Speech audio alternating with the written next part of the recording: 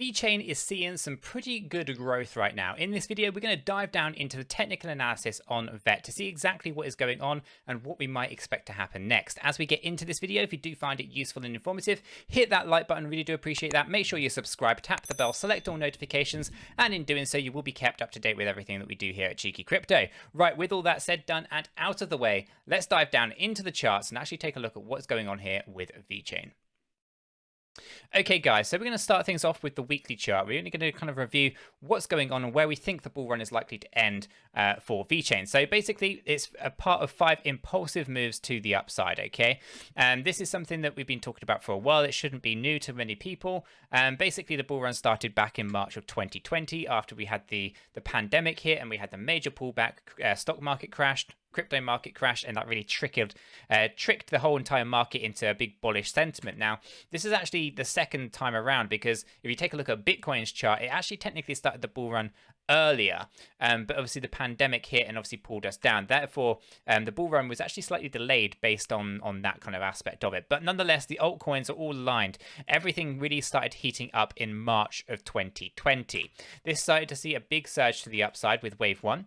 Wave 1 peaked in August time, August 2020, before pulling down towards the lower areas of November 2020. This is a nice low point before we trickled into the Wave 3 area. Now, Wave 3 obviously peaked up here in April. Now, from March 2020 through to April 2021, Vechain had gained 18,295%.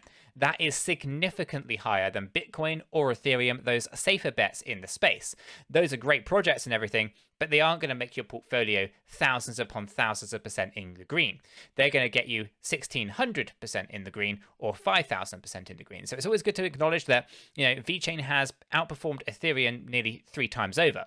Okay, with that being said, it's also outperformed things like Cardano as well. Other than that, it's kind of mid-range in our portfolio.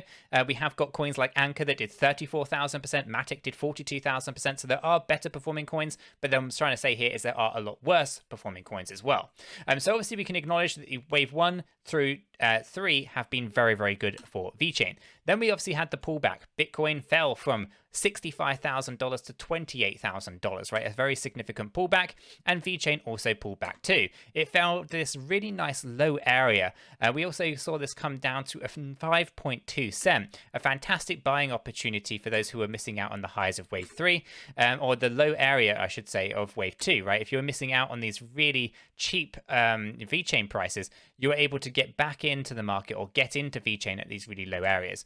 We then started to see this heat back up again during the month of August, pull back in September, that self-fulfilling prophecy that is September is a month of corrections.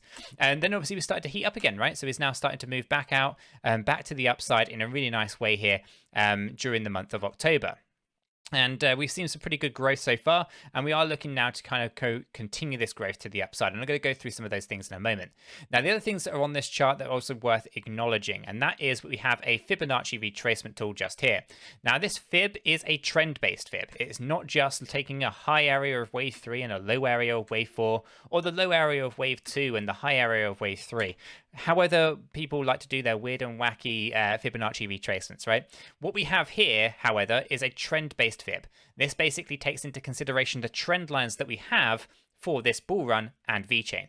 This is a super important thing to remember, guys, because this is basically saying or showing you the performance that Vechain has had so far, where it is likely to go in this next leg of the bull run, the very last leg of the bull run. Where does the trend indicate that it is going to go? Okay, so when we take the low area of Wave 2, we take the high area of Wave 3, and then we take the low area of Wave 4. Then we take 3 anchor points for this. Okay, so we take the downward trend. If I actually just remove these for a second, we have the downward trend of our Wave 2. We have the upward trend for Wave 3, and then we take into consideration the downward trend of Wave 4. These 3 trends allow us to understand what is going to likely, or the most probable outcome of Wave 5, where we think the things are going to go and end up with Wave 5, okay?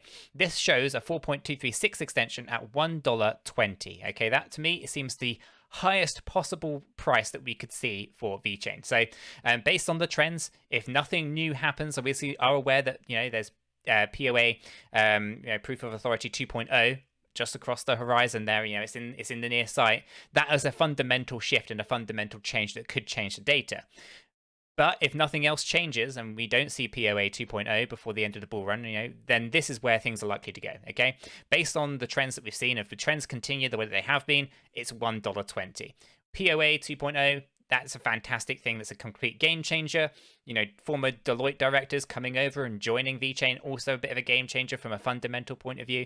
Onboarding new businesses, etc. Right, all fundamental differences and changes that could adapt and change the data here over the next few months. Overall, I do see $1.20 being the maximum push here, but I would love for it to go more. I'd love for it to spike up absolutely massively, significantly higher than $1.20. But at the moment, that's what the trends are indicating. Okay, so the weekly chart's looking very good from that perspective, right? Really nice, neat example of 5 impulsive moves to the upside, with $1.20 being where we think the bull run is likely to end. When we jump down into our daily view, we actually just take a more conservative look, okay? And this is something that we've been talking about for a while. Most of our thumbnails indicate $1, right? And this is basically, we take a look at one trend. The trend where Bitcoin fell from 65K down to 28K. Okay, for the high of 3 down to the low of wave 4. When we do that, we actually see the 4.236 extension coming in at $1.01. So if we want to be conservative about where we think Vechain is going to go, we want to make sure that we lock those profits in, and we don't want to be, trying to scrape every dime out of the bull run. Then we want to be thinking about that 4.236 just on the one trend alone. $1, right? We aim for $1. There's going to be a significant selling pressure at $1 anyway, so we do expect a major pullback here before a potential spike to that $1.20 if it were to come in, right? So we obviously have to acknowledge that $1 is the psychological barrier. There's going to be loads of sell orders around there. Again, we do and see the trends moving us higher though, right? So $1 is the area that we are obviously talking about being a nice conservative target. Again, we have 42 cent, 64 cent, 87 cent. These are all areas that you potentially might want to lock profits in on the way up, so you don't end up carrying a bag that you don't really necessarily want to carry into the bear market, right? You want to only carry into the bear market what you actually intend to carry into the bear market. With that being said, if you do miss the top of the bull run, there are ways that you can protect your profits. Do not sell on the way down. Wait for a bounce, okay? We'll go through that in the future if you need to. Join us on the live stream. We can walk you through it. But ultimately everything's looking pretty good, right? So we can see good traction moving to the upside. Now we did have a cup and handle here, but it's deviated away. I don't think that's something that we're going to see. I do see us moving up nicely though. It just won't be a cup and handle pattern, so we have now removed that. As I said previously, cup and handles are only 60 to 70% accurate. They're not very accurate in terms of trying to predict out where things are going, and we have deviated away quite a bit. We have also had the handle pull down a bit too low, but we are progressing nicely overall. So good traction is still here. Now, what we can obviously see on this daily chart is a nice low stochastic RSI, so we have plenty of room to grow. But at the same time, we could also pull back a little bit after we've just been heating up a little bit here as well. So I do think we are on the cusp of a big change here with Vechain, big surge to the upside, something that we have seen not too long ago as well. We could, of course, copy this. If I actually just go ahead and just grab hold of my bar button here for just example, we could go... That's bad, isn't it? Let me grab hold of that. We could also see something quite, similar to this kind of move happen, right? We've seen it before. It can happen again. So again, I don't like doing those kind of copying the bar patterns, etc. But they give you an idea, right? Good progress has happened over here. We pulled back and we can continue this good progress as we go up into new all-time highs, which I do think are only really just around the corner as we get into the month of November. Okay, cool. At this point, it's important that we jump over to 𝗖𝗢𝗠𝗃.io. For those who are unfamiliar, 𝗖𝗢𝗠𝗃.io, they use artificial intelligence and machine learning to help us understand the underlying value of cryptocurrencies, right? And in this case, we're going to take a look at Vechain. Now, Vechain's actually gone up a rating in the last 24 hours. It's now an A2 rating overall. Now, an A2 rating, guys, is the best rating that we've ever seen on this platform. It's the best of the best, right? So we have to acknowledge that Vechain is right up there at the very top now. So this is a really good indication of things to come. As we come down, we have a fear and greed index as an A2 rating, which means there's a lot of FOMO activity now. People are getting very greedy for Vechain. So this is good news. We have an AMI-HAD ratio that's an A2, so buying and selling Vechain is not problematic. It's pretty fluid. We have a Sharpe ratio that's an A2, well above the 50-day average, indicating that actually the rewards outweigh the risks and exposure to Vechain might be a good idea. We have some moving averages here, an A2 rating, 10, 50, and 100-day moving averages are looking very, very good. And the profitability is right up there as an A1. So overall, we have good data in the background, the best rating that this platform can give overall. Also, the best platform, the best rating that this platform has given that we've ever seen. I should say the best rating that it can get is an A1, but we've not seen any cryptocurrency actually get the A1 rating. Okay, so now we obviously have an understanding that the underlying data is looking pretty good. What about that hourly view? What should we be expecting to happen imminently with Vechain? Now, we were tracking this. Now, we actually have deviated away, which is quite unusual. I didn't expect this to occur. And because I was actually away today, I didn't actually get a chance to really review this drop that we had here. This was an interesting drop from the high areas of C. This was our sell area. We were trading this, right? We bought down here. We were selling here. We bought back here, and then we were selling here, right? And the expectation was to come down lower and then basically come all the way down to our C range down here before it went up again, okay?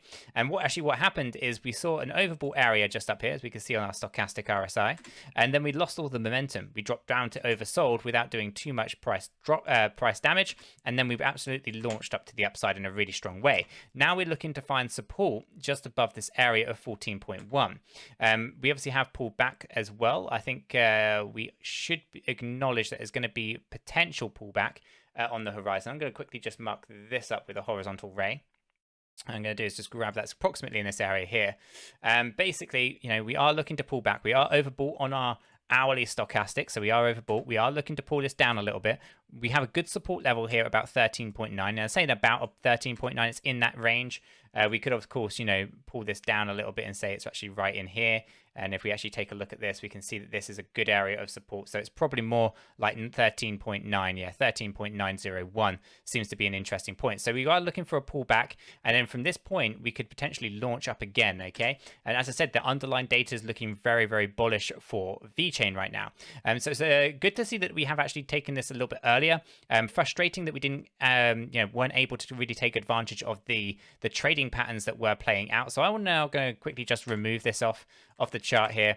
Because it no longer is actually a part of what we're looking at. So I'm just going to go ahead and grab these and just remove them.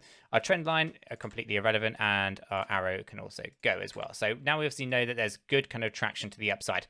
Now we are looking at tracking this. It's probably an ABC in itself from our lower area here.